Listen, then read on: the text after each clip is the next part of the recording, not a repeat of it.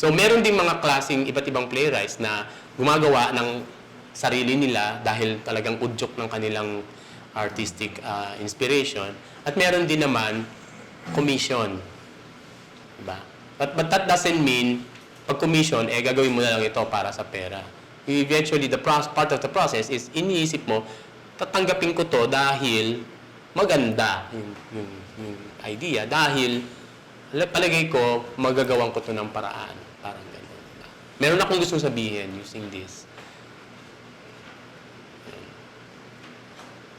Siyempre, pag commission, you medyo abide by the requirements of the company or the producer or the company. Yung mga one-tamad stuff, saan ba galing? Ano bang... Laging ginagamit yan. Sa pelikula, sa play, laging ginagamit yan. Kasi, of course, alam naman natin yung ano ni One Tamad, di ba? Sino bang hindi nakakakilala kay One Tamad? Oo, folktale character. Kasi maraming storya yan siya eh. So, ang tendency kadalasan, gumawa ng bagong storya pero using the character type. So, tamad pero may talino, na-outwit niya or minsan na-outwit siya dahil tamad siya, mga ganun. Ito, yung How Love Came to One Tamad, iyan ni Nick Joaquin. Pinaghalo-halo niya iba't ibang characters, no? Pinag-meet niya si Maria Makiling, si One Tamad, si Mount Banahaw.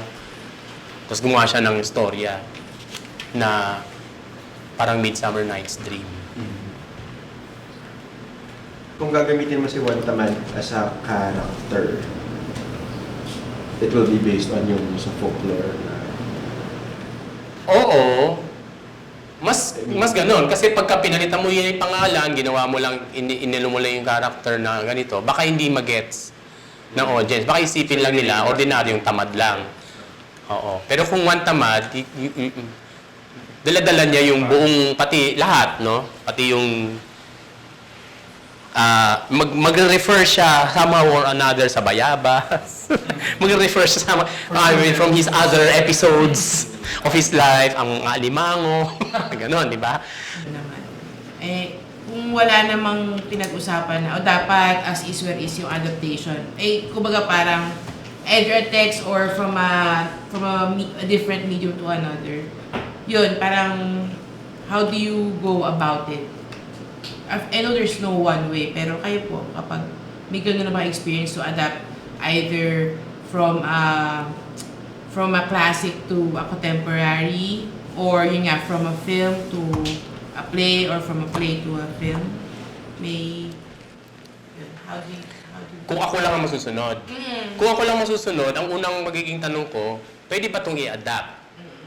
Sa Philippine setting, halimbawa, lalo na kung classic. Kung na-excite ako dun sa idea, then gagawin ko. No? Pero kung parang feeling ko, hindi eh. Alam mo, in fact, for me, the hardest to adapt are American plays. Probably because, or even to translate, probably because we also speak English and we are very exposed to American culture sa TV, etc. So much so, na kapag in-adapt mo, parang in-adapt, maintindihan din naman namin yung yung context nung English, parang gano'n, mo. Unless you, again, papasok yung, usually, ang susunod na attitude ko in adapting is, I want to respond to the original. So, it's like almost like setting up some kind of conversation, a discussion with the original. Which is what I did dun sa The Wonder Twins of Bowac. Okay? May mga ilan na nagsasabing, hindi na yan si Shakespeare. No? Ibang play na yan. Siyempre, ang sagot mo, oo naman. Kaya nga, iba na rin yung title. Di ba? Tsaka iba na rin yung no? Kasi, pumasok na yung response ko doon sa play as I read it. No? Parang ganun. So, para sa akin, yung adaptation is not merely the mechanical transferring from this location to this location or translating it from English to Filipino. But it's also, for me, mas ano tingin ko doon sa, lalo na kung strong yung feeling ko for adapting it. is because meron din akong maidadagdag. And there are times when sinasabing, uy, adapt mo naman ito, tapos binasa ko, hindi pwede. Ang hirap. Might as well translate it. Translate it as is. Parang ganun. So yung location is doon pa rin. Doon sa atin. Pwede. Or like what we did with the girl is a half formed thing. You know? I was the one who was resisting of adapting. Kasi gusto nila maging Pilipina yung character. Parang, ang hirap Can we just make it vaguely Filipino? Hindi mo nilolocate, hindi mo kasi once you locate it, you're forced to locate everything. Mas magiging, parang, pero parang feeling ko, hindi. Yung sensibilidad ng character, yung relationships niya doon sa mga other characters, hindi sumuswak. So, I think that is one of the things that one who wants to adapt, a writer who wants to adapt a work, will have to take into consideration. Does it sit well? Does it resonate to the sensibility of the target milieu? In terms of influence as a writer, bilang manunulat, nakita mo na ito yung tatakbuhin ng produksyon. Meron ba tayong kakayahang magsabi na hindi ata ito yung iniisip ko insofar as how I prepare the script? Ano ba ang linyang naghahati sa ating bilang mga manunulat at saka doon sa direktor o sa mga tao sa production? It really depends. There is no artistic rule as much as there are more political reasons for it, no? It depends on your power. Di ba? Ang ano nun, depende yan, no? Kung ikaw ay isang budding playwright na wide-eyed, na ang saya, gusto kong makita ang ano ng theater, tapos ang magdidirect sa'yo ay isang veteran na ni Tony Mabesa, masasabi mo ba yun sa kanya?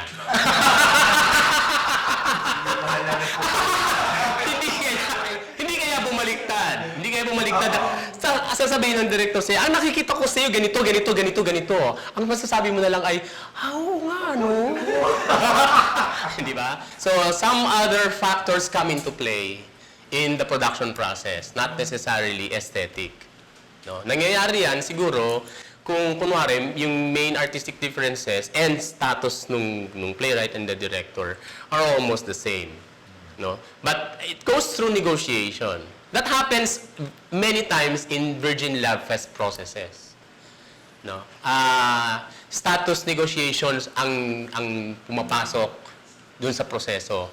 Hindi lang artistic. But also because probably the playwright should also be ready to defend his work dahil ina-assume natin na more than anyone else at that particular point of the rehearsal, it is the writer who knows more about his work than anyone, not even the director. Eventually, kapag nagawa ng director, more or less, magiging pareho na yung grasp nung director kung saan pupunta itong production na to, kung saan pupunta itong play na to. So, maybe iniisip ko, maybe at one point of the rehearsal, the playwright just had so many other things to do. Pagbalik niya, iba na. No? May mga playwrights kasi na nagsasabing, surprise me. Edi ayan, gulat ka. Hindi naman natin sinabing pleasantly surprised, di ba? Pwede rin namang dismayed.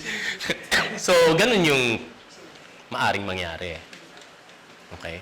Pero, while you have, but eventually, as different from cinema, where the scriptwriter has a lot less control of the material once it is being shot. The playwright has full control even after the production. Why? Because it can be re-staged by another director. Right? That is why mas may control at mas may ownership yung playwright dun sa play. The most recent one I did was, of course, Ibalong, which is you could hardly call an epic, but still based sa legend, no, na inaano ng pride ng Bicol, hindi lang Naga.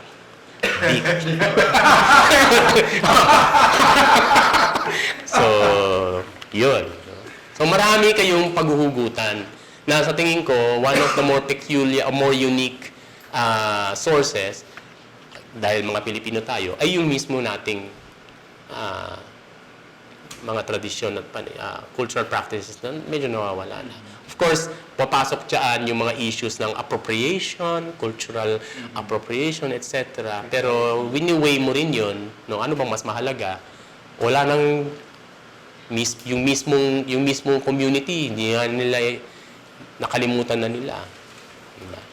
So, as against misrepresent mo yung community. No, may mga ganung klaseng mga issues na lumalabas. Kung gusto ninyong tuloy ito, ang assignment ko ay mag-pitch kayo sa akin ng 3 genre or 3 dula na maaring magkakaibang genre or 3 kwento na maaring magkakaiba ang haba. No? 1 act, full length, 2 acts, or pagpili ng forma ng dula. Maaring allegorical, no? Yung ibig sabihin may mga simbolo na ginagamit, maaring realistic, maaring traditional, no? Or simple comedy tragedy.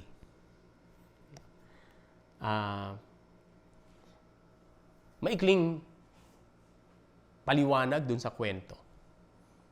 Tapos, i-discuss natin dun sa thread.